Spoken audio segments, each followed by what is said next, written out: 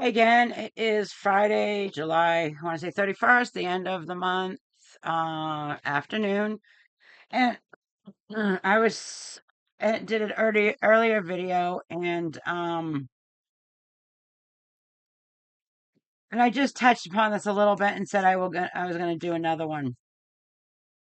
This one is about gals, guardian ad litems, and CASA.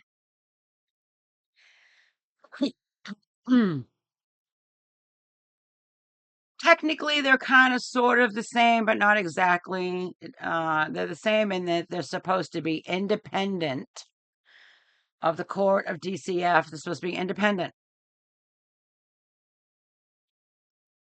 But one is supposed to more or less be for the child or other needed individual. And the other one is more like a volunteer that does like an independent assessment of the family dynamics, pretty much. Okay, so before I get you to my experience, and what brought this on was, now I can't give legal advice, and all of this is for informational, educational, entertainment purposes, whatever, however you want to take my videos, that's fine. I'm not a lawyer, I'm not giving legal advice. But I'm just going to tell you what I saw on Facebook was someone was asking how to get a gal removed from their case. Now, the gal would be representing most likely the child and in a family court case. And please, again, once don't mind the fact that I look like hell today. I know I'm fugly with makeup and even fugglier without, but that's my cross to bear. And I hope you can just tolerate, maybe listen to me and don't look at me. Anyhow, okay. So the definition of a guardian ad litem, through Google, is also known as a GAL, GAL, capital G, capital A, capital L, is a court-appointed person who protects the best interests of a minor or incompetent individual during a specific legal case. The Latin phrase translates to guardian for the suit. They serve as neutral investigators rather than personal advocates for the child's or party's direct wishes. Okay, so that's the gal. And I've experienced and have had experience with them all. Okay. Now CASA primarily stands for Court Appointed Special Advocate. It's a national network of community volunteers who advocate for the best interest of abused and neglected children in the court system. Founded in 1977 in Seattle, Washington, the organization helps ensure children do not get lost in overburdened foster care and legal systems. Okay. So one's a volunteer and one's a paid puppet for DCF. Pretty much. Pretty much they're both pretty much they're both puppets for DCF. Now, all courts will have gals that have a child or incompetent person that requires one that's supposed to be in their best interests. It's rarely in their best interest. So a lawyer responded to the man that was like, "How can I get the gal removed?" And basically a motion, some certain motion. Um, I don't think any of those would go well with the courts. DCF would fight like heck. Uh, that kind of thing. All right. So my experience. We'll start in Massachusetts in probably the early 2000s, early aughts. Okay, so I have and if you'll hear from my other videos, two bipolar children. My two oldest children, daughter and son, are diagnosed bipolar, and I think one of my other children is a very mild version of it. Um, but my second born son, um, he not only was eventually diagnosed bipolar, but he also had intermittent explosive disorder. Which, if you ever heard of the song by Chevelle, "I Saw Red," I would believe that's what someone who is suffering from intermittent explosive disorder would do. Okay, so after I left my abuse situation and went into Emmaus program, which I got an apartment, daycare, and they put me in a school for about a year with an internship.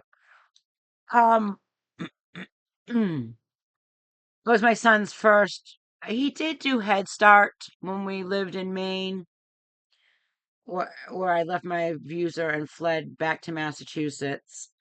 But I was there all the time, and I never really saw any outbursts. But I volunteered there almost daily. I sat down, did lunches. My son loved, and he was, I would say, like 4, and I think they were 2, 4, and 6. My children at this time when he was in Head Start, and he really didn't have any outbursts. A little bit at home, but nothing severe at school where they would call me. But now also fleeing your home with a couple of bags, being in a volatile relationship, and just leaving everything, which is, like I said, 2 duffel bags of clothing and maybe a few toys for the kids was all we had out of a, you know, 4-bedroom house. That's kind of what happens. But he had some minor behavioral issues, but nothing major until he went into daycare when he was between 4 and 5. But Head Start, he did well. But like I said, I was there all the time, and he loves his mama. So, and I think it was a half a day. I don't remember how long the hours were at Head Start. But anyways, as I digress. Um, so once I went to school, they all went to daycare. My oldest was in first grade, I think, and my two youngest were in daycare. I was consistently called, maybe on a weekly basis, that I had to come get him because he flipped the F out and was flipping furniture, toppling over bookcases, just behavior that they felt was dangerous, and I understood. It was really hard for me, and I'm glad I had a very understanding um school at Emmaus, the Bethel Business Center, which is a wonderful place. If they're still there, get you some education, girls. It's like a certificate course. In business, they teach you computers. I mean, if you guys can get there, get there. I mean, I can't speak more highly about Emmaus and all of its programs, but like I said, I'm not sure if they're still open. We're talking like 30 years ago. But it changed my life so wonderfully, and I'll forever be grateful. And I will leave something for them in my will if they're still in business. I mean, that is definite. Or if I get really rich, I will give them money. I just, really haven't been in the situation too. But they're such a wonderful program. I will never ever speak bad of them. I might have been difficult to deal with. I had difficult children to deal with. As a single mom, it was really hard. I won't lie about it. So eventually, and I do have some backstory, and I do have to continue some of my backstory, but at a short, my son, and, eventually went to kindergarten, first grade, second grade, third grades, etc. And he, he ended up having to just be slightly like bumped up to they start the least restrictive and then just slightly bump up. But they weren't meeting his educational goals. They were constantly calling me. A lot of times they were doing at home suspensions, 3 days off. He just, it was really messing up his education, like through elementary school and I think into middle school. Uh, yeah. So at some point when I was like, this isn't doing well, there were times he had to be hospitalized, and his GAF was really low. I mean, maybe in the 30s out of 100. His functioning in life, and so a lot of Emmaus helped me with was getting, and his therapist too, his wonderful therapist, was so awesome. He taught my son how to play chess and stuff like that. He was great. Um, but you know, they teach you a lot of these agencies teach you how to like work their IEP. And if their IEP isn't working for them, teach you how to reject it in part or in whole. So I don't remember if I rejected in part or in whole, or probably in whole. And once you do that, and if you can't come to an agreement with the school district, then it goes to like an administrative hearing. And I was also, I don't remember who introduced me to a lot of these people, these, therapists and, um, schools sometimes, introduce you to different services you may need, like legal wise or educational wise or mental health wise. So they, I was taught how to get the children on disability. And I was also eventually introduced to Children's Law Center, and I received two wonderful lawyers through there. And we fought. And, one day it's like the school wasn't budging when we were in the hearings. They just wasn't budging. It's kind of like a court, but it's in like a room, a table where you sit on one side and they sit on the other side of the table. And I remember just like looking into their eyes and as they were talking to the judge and stuff, and it was just like, you really don't know my son. And it's really bad because they wanted to put him in, and had him in like a year-round schooling where he went to a camp, but he had very difficulty because at the time he was rapid cycling this bipolar. Of course, we don't really quite know that. He's a kid, and it's really hard to diagnose a child bipolar. But he was having the intermittent explosive disorder like all the time, every day. And we're sitting in court, and it's just like, so I go on a break. We go on, I think it was a lunch break, and it broke with my son's therapist. And I said to my lawyer, I said, why don't we discuss his gaff? You know what I mean? How no matter how many times he's assessed in either a hospital setting or in a school setting or, with the therapists, it's always low. It's low. Why? What does he need to, you know? And at the time, I was really trying to get him in a year-round day program. Um, that's for, specialized for these children that have, mental health and behavioral issues. And I had heard of some, and I looked into them a little bit, but I hadn't fully. So, my lawyer goes back in and she nails it. And the therapist, they discuss the gaff and really how he can't function well and how everyone across the board believed he was really low and a low functioning in the 30s out of 100. Well, I went home that night, made dinner for my kids. I did people always wondered. There was, I think, two things that mostly because those that were close to me really knew our challenges of everyday life. When you're a single mom and you have two out of your three children are clearly bipolar. They were eventually both diagnosed bipolar through hospitalizations and therapists and psychologists and their tests and all of that. Um, but people were amazed that I would come home. I would work.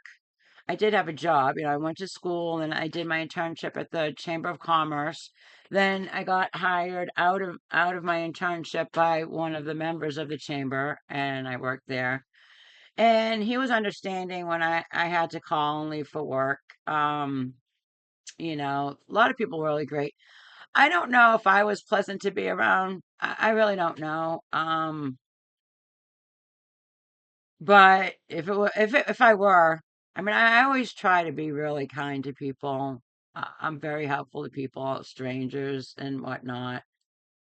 I mean, I'll do for anybody. I'll help out anybody. I don't even have to know you, but sometimes you got a lot on your mind, a lot weighing on your shoulders, especially as a single mom trying to, provide food and have a job amongst being constantly called. So, and there were times I could bring him into work, but he was always really good with me. When it was just he and I one on one, and we had a lot of one on one time throughout all of this. He was really good with me. We just go home. He loved his Power Rangers and Blues Clues. If you know, you know, in the late 90s. But there were a couple of things that people never understood how every day I could come home from working or going to school all day and make my children a nice big healthy dinner, or like always cooked from scratch. And people would stop by and like, you made your kids a roast, you made your kids a turkey dinner. Yeah, I mean, yeah, we sat at the table, we had dinner. It's wonderful. I miss those days. It was hard. I miss my babies. Um, the other thing is those, even a lot of people, because I did help advocate with an Emmaus, families that were struggling. Like I left my abuser and I never uh, reconnected, never got back with him or anything like that. I stayed done. I was done. I was going to change our lives. I couldn't stay in that because I was with him for a while, and his lifestyle was just different than mine. I grew up in a upper middle class, and he grew up in the ghetto and in the projects or whatever. And there's just no changing that. There's just no taking that out of the boy. Can't take the city out of the boy. I grew up in a really small, wealthy town, and he grew up in Fall River. So yeah, you just kind of can't sometimes take that away. I was well educated and not so much. So I don't know. If we make our mistakes when we're in our teens, for sure. Sometimes you have a hard heart. Some of us that truly care for people, and I truly care for people. That's why I'm doing this. I'll never get my grandkids back. Never. I don't want families to go through the pain I'm going through. Can you imagine like having children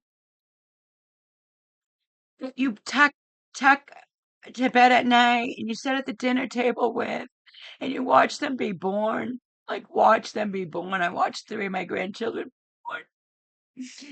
Can you imagine like never seeing them again? I haven't seen them since 2017, since the end of 2017. Can you imagine? Like it's like a death. It really is. It's like a death. I'll never get them back. Never. I missed their entire growing up. I missed their hugs, their kisses, the I love you, Nana. I'll never get that back. Never. And even if I ever win money, it'll never, ever, because it's priceless losing children. It's priceless. Um, Never seeing them again. It's priceless. There's not amount of money that will ever take away the pain. And it was such a pain and such a loss. My body went into trauma when I knew that corrupt judge, Anna Maria Garcia of Panama City, Florida, when I knew she was 100% biased for DCF, 100% biased for the evil paternal grandparents, my body went into shock. My body went into shock.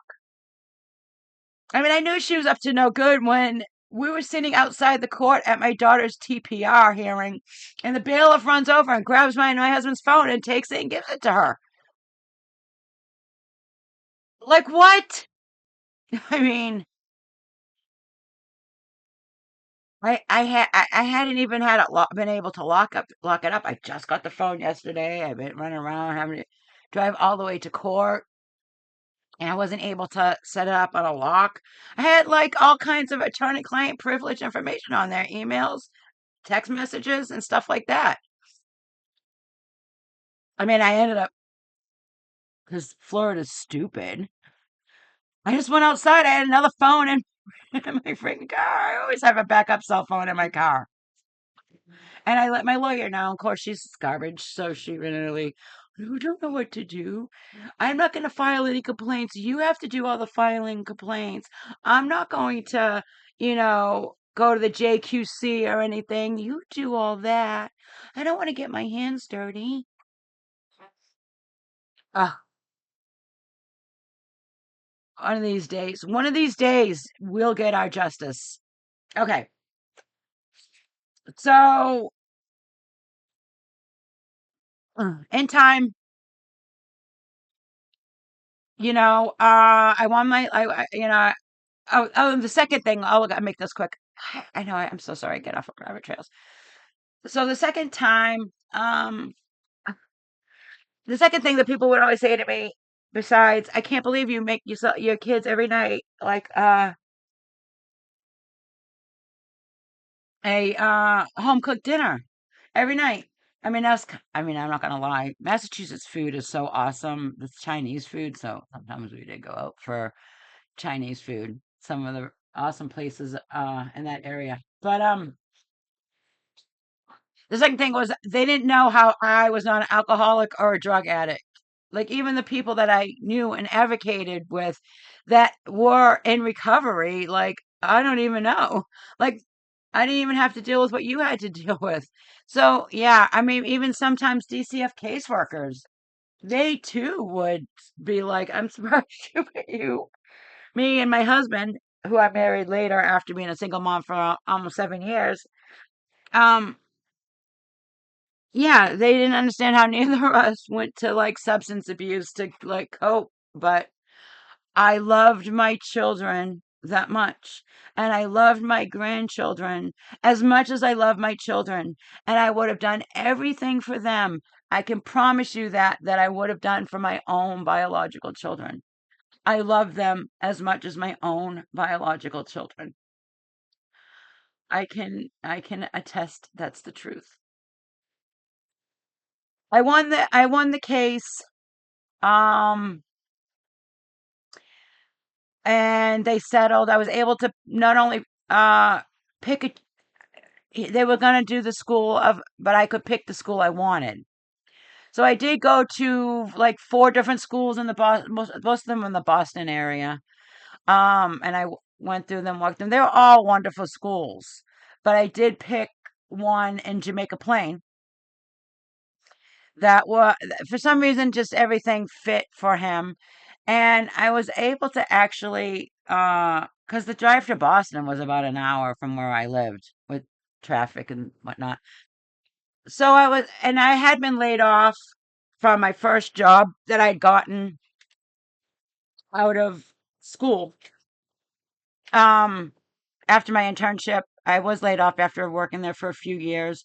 But while I was laid off was when I really took the time to do the court because I had the time. So we, took him back and forth to school, and I actually got to pick the school I wanted. Got paid, I want to say like $75 a day to transport him back and forth.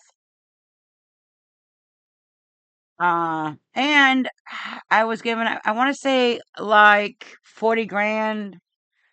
I believe it was 40 grand. I don't have the document with me right now. I think it was 40 grand made in like two $20,000 payments. Um, the lawyer said, you know, we can, have the school reimburse you for all the lost work you had. I had a lot of lost work, leading up to that and the layoff. Or, you can give it back to us, reimburse our attorney fees. Now, it was a nonprofit. It would have been free whether I got attorney fees or not. It would have never cost me anything because I was low income, with my three kids based on my income. And I could have said, no, I'll take the 40,000, but I didn't. I paid it forward. I told Children's Law Center to keep that money and fight for other children, slipping through the cracks because they are. Schools doesn't want to pay for things. They just don't. So, and all the time, as I've said, I was voluntarily involved with CPS to get services, whether it was after school care. My daughters went to Girls Inc. At some points, they went to Maine for summer camp. Uh, and Girls Inc. also had a summer camp that my daughters went to, and my son went to some daycares and then eventually he went to the year-round school where it did all summer long. Eventually, I was able to find a job in the Boston area that was maybe, I think, 20 minutes away from the school. I want to say, like, drove through, Jamaica Plain, Brookline to get to Newton. So I worked 4.5 days because he got out half days on Friday at his school in Jamaica Plain. So I worked 4.5 days, so almost full time. And then I think I went to work early, but there was still a lot of times that I worked from home. Once I got my son established in school, maybe 2 years later, I think I started dating. I think, okay, I could breathe. I could start doing something for me. My kids were older. Um, so my youngest by then was like 8. She was like 8 when I started dating. Um, and then we got married, and then a few months later, we had our son, which was my fourth child. Um, Eventually, he owned a house in a really nice little community on the next town over on a lake, and it would have been, really great. And then I had my baby, and it kind of we I worked throughout. I think my son was 2 weeks overdue. I think I worked up until my due date at my work.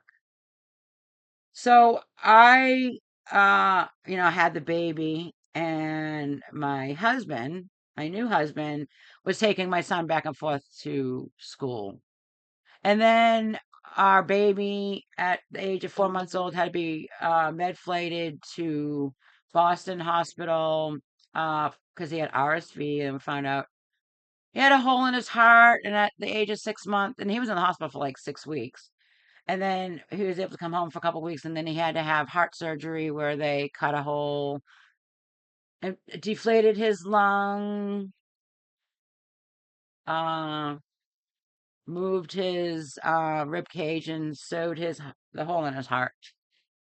So when all that was going on, my son was getting a bit, start some of the behaviors are starting to come out.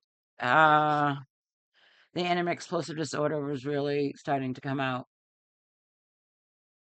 So, in talks with DCF, we had to,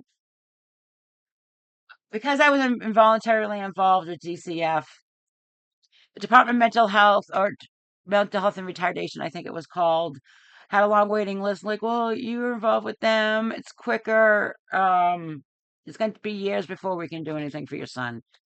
So what I had to do was I had to give up temporary custody of my son so they could um so they could put him in a residential treatment facility, which he lived in for a few years because he really needed that day, night, and summer. Um, and they really work on a lot of coping mechanisms, behavior modification skills, which it breaks my heart that I had to do that with my son, not have him home with me every night. It really broke my heart. I was able to visit him, take him to movies and all of that, but he was becoming a danger to himself and others. I had a new baby at home, and some of his dangers I thought was harmful for the baby, and I had to protect the whole family. Now, in this case, DCF had temporary custody. I still had input on his schooling and medical, but they controlled when I could, everyone controlled when I could see my son. And this is kind of when I started seeing DCF's mentality change was during this time. Um, so just to kind of, he had a guardian ad litem. I really didn't have issues with that person, so I don't really remember them much. But they also assigned him a CASA, and I would guess the man was in his 60s, and he came from like a corporate, um, oh gosh, what's what I want to use? He was I don't remember exactly what his job was, like president or something of a company, and then retired. I don't know if he owned it or not. But here's the issue I have. Now he was, because there were times that my son was able to come home and visit, and he would come and he would, make assessments. Now remember, I had two bipolar children. I had my third child was severely oppositional defiant, almost to a sociopathic level. And then I had the baby. And my husband was kind of grumpy because my third child was really mean to everyone in the house. And they butted heads a lot. But, the CASA came off really like he didn't understand the dynamics of the family. And how are they? Like, why would you give a CASA person who has absolutely no clue on bipolar, oppositional defiant disorder, um,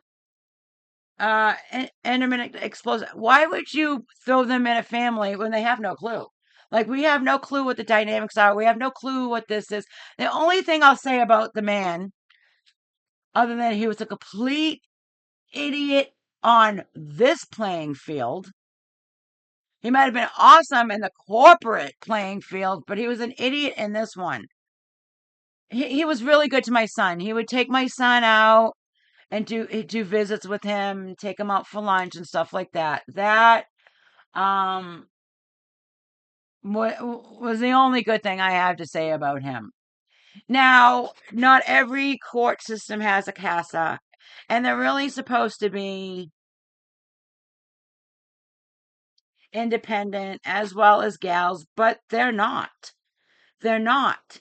And the more I've seen it is the more I know it, the more I've been dealing with DCF, and we're talking 30 years now, the more I've seen it go.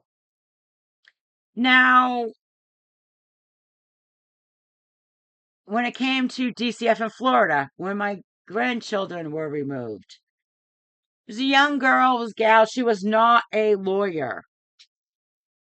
Um, but they try and play you, and they try and be your friend, and they try and, like, I told my daughter, you cannot trust these people. You cannot trust these people. They're not your friend. And her boss, that was a lawyer, and he doesn't even work with the gal anymore. He works with the prisons in Florida as a lawyer for the prison industry.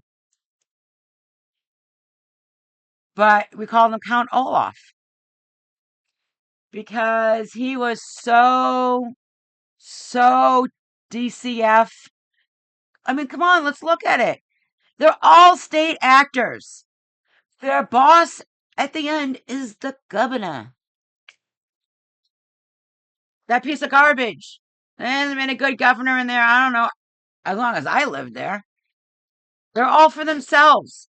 They're all for themselves. And Scott, why you morons keep voting him in everything? You get what you deserve. Because you all that are ignorant to the corruption in Florida and just sit there and say, yes, sir, may I have another? You will all be fleeing like rats on a sinking ship, because Florida is a sinking ship. They can lie about numbers and tourism and everything. I still own a house there. I literally watched in 9 years my insurance in 65 miles from, like, both coasts, like dead center near the Georgia line. I watched my house go from $600 to $2,400 in 9 years. 600 to 20. I don't live in a hurricane path. I don't live in a hurricane zone. I have, at one hurricane out of 9 years, had some minimal damage. The house is still standing. It was just some roof damage on. Well, you have multi-building, so it damaged all the roofs. That's a whole nother story. But they try and act like your friend, and they don't. And I will eventually talk about them. As far as I know, there's no CASAs in Florida. I haven't seen or heard of any. I don't know what states have them. I'm just going to say this. None of them are your friend. Whether some CASAs come in with the thoughts of, DCF really knows what they're doing and what they're saying, right? They're a government agency. We're here to help.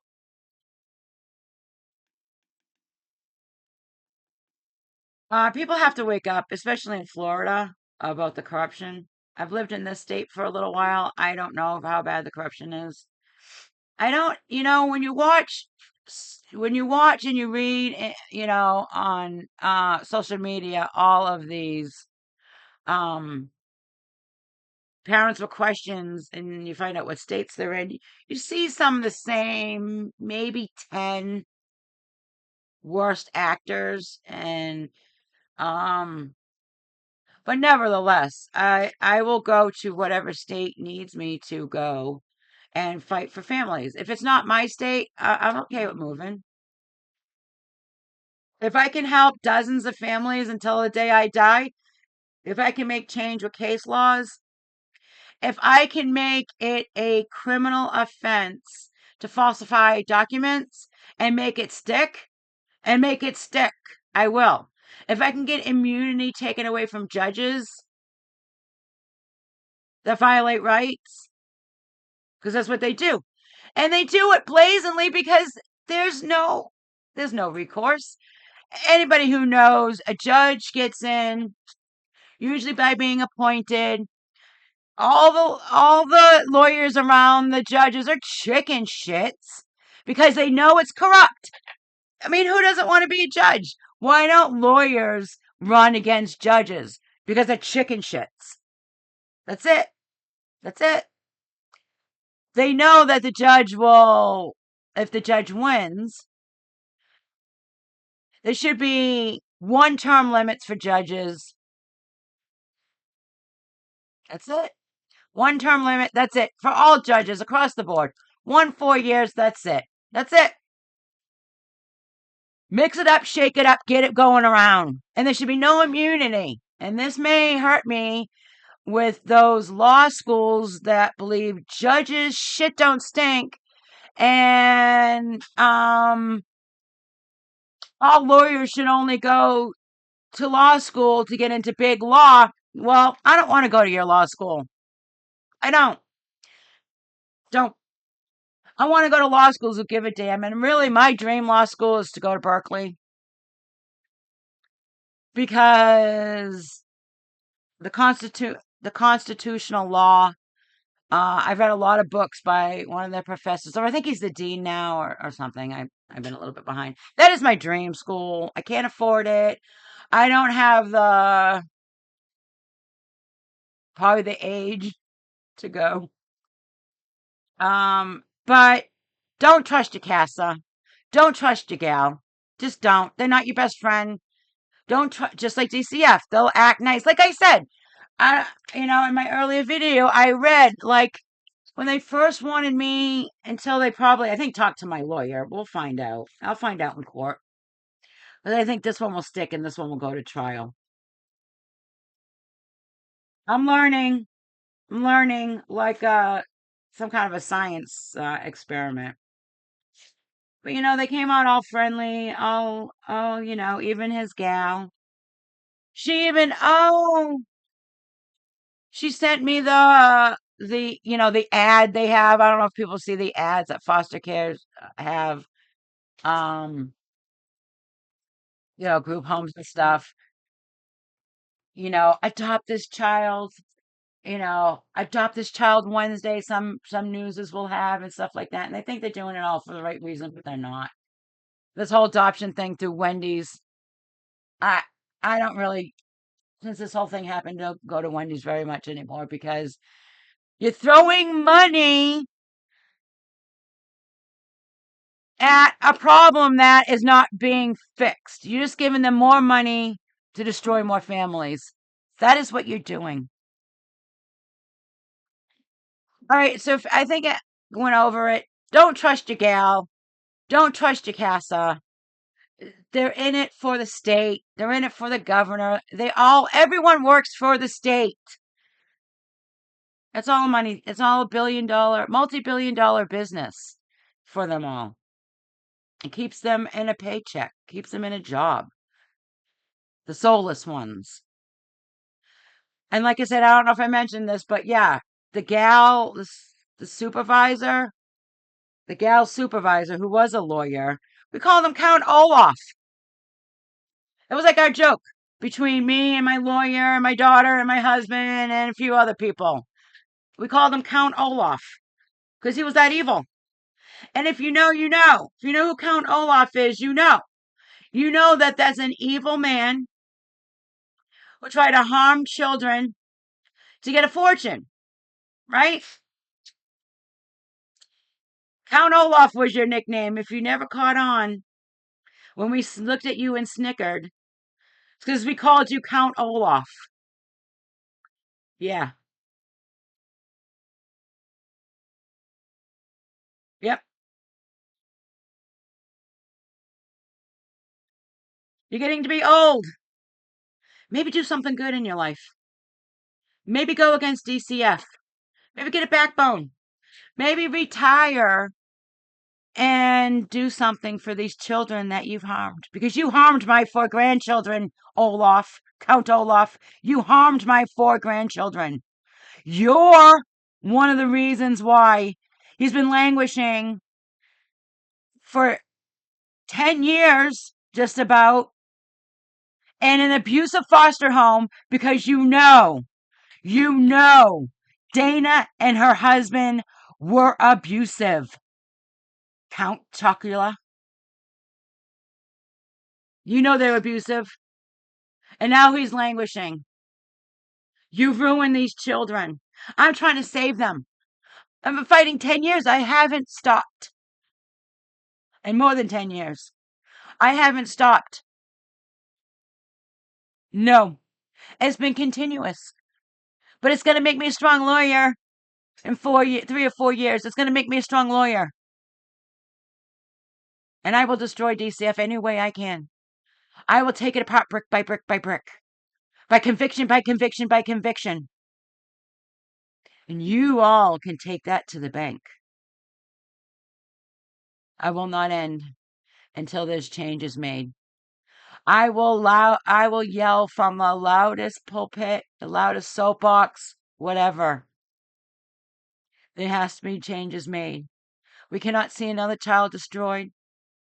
We cannot see another child. I'm tired of reading about children dying in foster care. I just read one, you know, just so many times, like 20 cases that DCF completely ignored. I think the girl even walked to a store and said, "I'm being abused." And I don't know if it was the biological father or if it was a foster father. And DCF did nothing, and now she died. When are we going to stop killing our babies? When are we going to stop allowing it? In this time, did we not learn from the orphan trains? Did we not learn from all the other nations that took children and turned them into slaves? That's what they were. That's what they were. Australia did it. Remember? Rabbit Proof Fence. Watch that movie if you haven't seen it. How two daughters or cousins, I think that maybe they were cousins. I need to watch it again. I did write on it in one of my classes a few years ago for school. I did write on that. I think it was in one of my writing classes. I don't think it was in a legal class. Two girls walked so far. I can't even say how many, I want to say hundreds of miles along a fence to get back home from the camp that was to teach them how to live and serve white people, the Aborigines. Orphan trains, Georgia Tan, Children's Home Society. Are we just going to keep picking up a new one? Are we just going to keep picking up a new way to harm these children legally? Are we? It's not right.